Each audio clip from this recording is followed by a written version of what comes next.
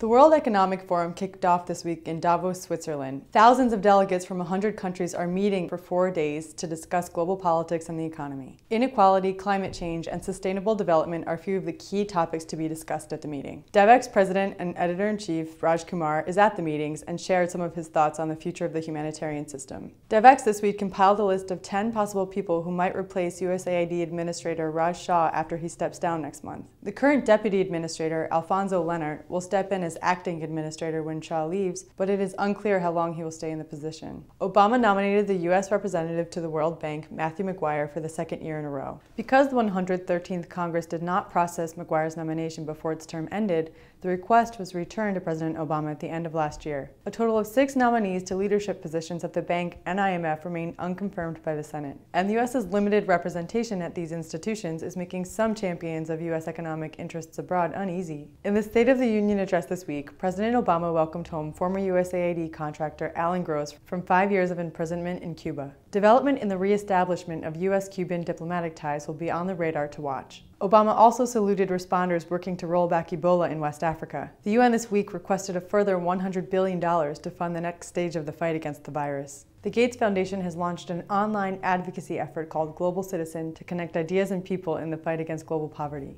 This innovative tool was announced in the leading foundation's annual letter on Thursday. Trade ministers from several African countries are in D.C. this week to lobby for the rapid reauthorization of the African Growth and Opportunity Act. The ministers want it to be authorized in the first quarter of this year instead of in September. For more on these stories and all international development news, stay tuned to Devex.com.